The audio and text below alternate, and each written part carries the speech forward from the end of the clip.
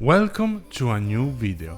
Today I want to take you with me in a wonderful adventure where you will discover the beauty of Bulgaria, its nature, some of the main attractions and a few hidden places worth visiting.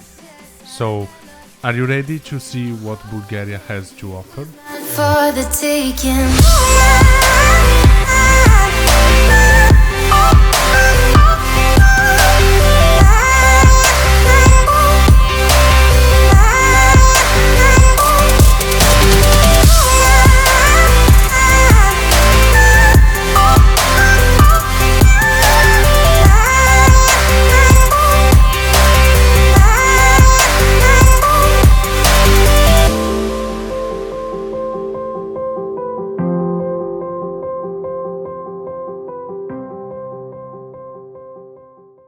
Before starting our adventure, we decided to shortly stop at Cambanite Park, on the southwest part of Sofia. The big monument was built in just 30 days in 1979, which was declared by UNESCO as International Child Year.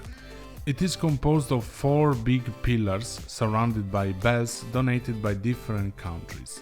The whole construction is made of concrete and it celebrates peace. Until 1989, events were held. After this date, the park was abandoned and the Bulgarian government wanted to destroy it. But people protested and the whole area is now used by locals as leisure. Keeping me up.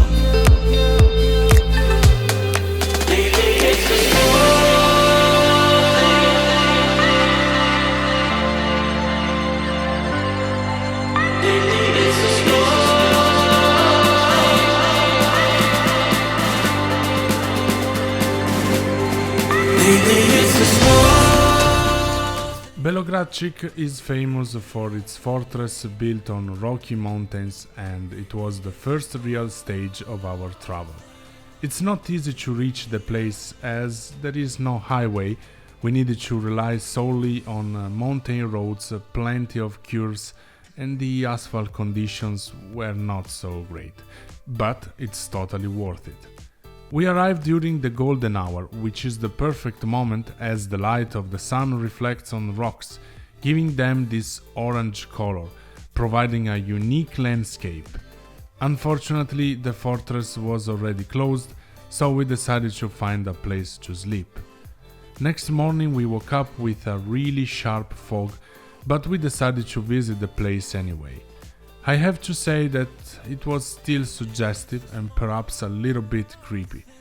The Roman fortress is an example of wonderful engineering as it was built on rocks and the construction takes perfectly advantage of the natural defenses and really blends with the environment. The construction has 3 fortified yards connected with each other. At the beginning the place was a guarding checkpoint on the main road. But in 1396, when it was conquered by Ottomans, it was fortified. Through the time, the place was expanded and currently is over 10,000 square meters. Close by there are interesting caves that we wanted to visit, but unfortunately we did not have enough time, as we needed to go to central Bulgaria. Here is where Bulgarians took over Ottomans and finally freed a country that was under their domain for over 5 centuries. Here there are 4 main attractions: the Ark of Liberty, Shipka Pass, Shipka Memorial Church and Buzluzhda. I am sorry for the pronunciation. The Ark of Liberty is a huge concrete brutalist structure and it commemorates the 100th anniversary of Bulgaria liberation. On the north side, it is reported the year 1878, the date of the first liberation, while on the south side, it is reporting 1944, which is the year where the country was freed for the second time. The monument also commemorates the important alliance between Bulgaria and Russia. The Ark is located on the National Balkan Park and is possible to see a wonderful landscape of Balkan mountains and forests. It is the perfect place for hikers. The second monument, and perhaps the most important, is the Shipka Pass, built on the spot where the last battle between Ottomans and Bulgarians took place. The monument is basically a tower on the peak of Botev mountain, and it faces villages of Shipka and Stara Zagora, where the Zagorka beer is produced. From here is possible also to see the Bujluzda monument. There are still original cannons that were used during the battle, perfectly maintained. Every year on the Liberation Date, thousands of people gather to celebrate.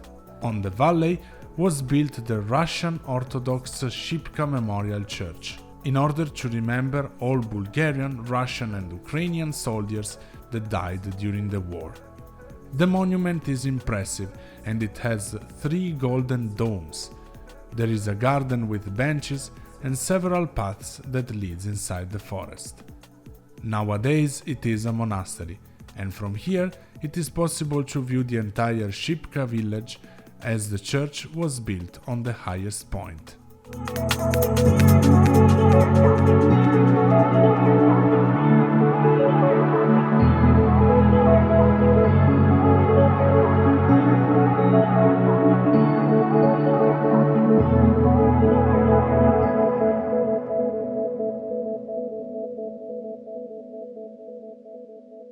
Bujluzda, again, sorry for the pronunciation, is the last monument in central Bulgaria that we have visited.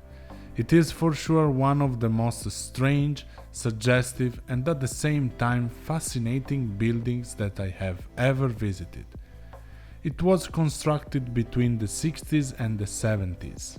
70,000 tons of concrete were used. In order to create a solid base, part of the mountain was destroyed with TNT. The building was officially opened in 1981 and it served as a Soviet History Museum.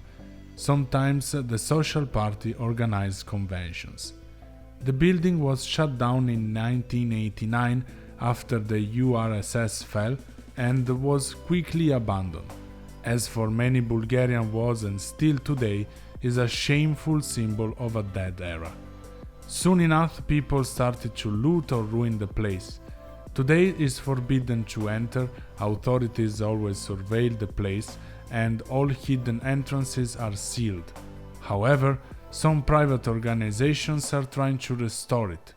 Volunteers are rebuilding mosaics and I really hope that one day this place could be fixed. It would bring many advantages both on tourism and on the economic of the country.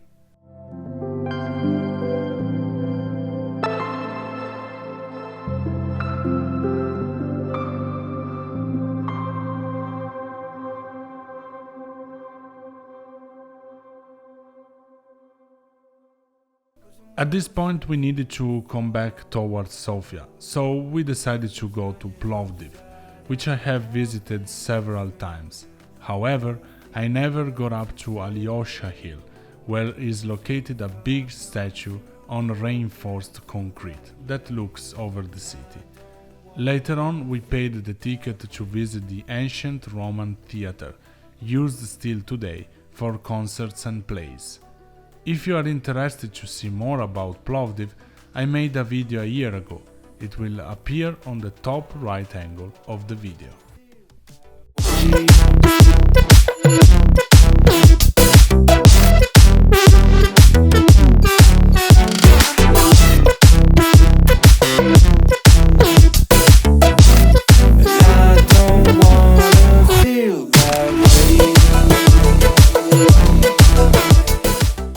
We had still one day of vacation and we needed to kill some time, so we decided to look on Google Maps to see what interesting places there were around. My friend found this big reservoir in Dospat. It is one of the biggest in Bulgaria.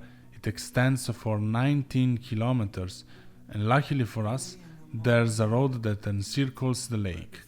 Here there are many fish farms and a big dam that transfers water to a local power plants, generating electricity for the Smolian region. The place is surrounded by nature. there are many forests and we breathe really fresh air. The spot is just 1.5 hours from the Greek border, so if you start from Sofia, it's an ideal stop if you want to visit the Hellenic country. Where we can get high, where we can run away, we can go today, we can leave the world behind. So honey, let's go, let's do what we lost, do all the things that we've been dreaming of.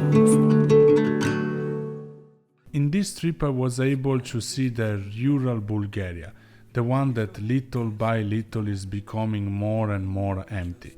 In fact, a lot of people are abandoning the country or moving to bigger cities, such as the capital or Plovdiv, for better working opportunities and living conditions. The only way to discover this nation is by car. Sure, there are buses connecting main cities, but most regions are remote and difficult to reach even for a normal car. So I highly recommend renting a SUV that will let you travel comfortably. Most of the roads are in very bad shape. Because of this, it takes hours to reach places and the experience can be exhausting even for the passenger. There is a highway, but there is still a lot of work to do regarding the infrastructure and the mobility system. The hassle to reach some places is totally worth it. The nature is so beautiful and rich. There are mountains, forests, lakes, and many camping sites. You can easily escape the stressful city life and just relax, even if it's just for a few days. It is a nation with so much potential, but that unfortunately is not exploited. A real pity. They just need to take care about the environment and understand more the value of their territory. The things we dream of, we can lay low, where we can get high, we can run away, we can go today, we can leave the world behind. So honey, let's go, let's do what we lost, do all the things that we've been dreaming of. Later in the evening, you're sleeping with your headphones on, belly full of red wine. By now they must know we're gone.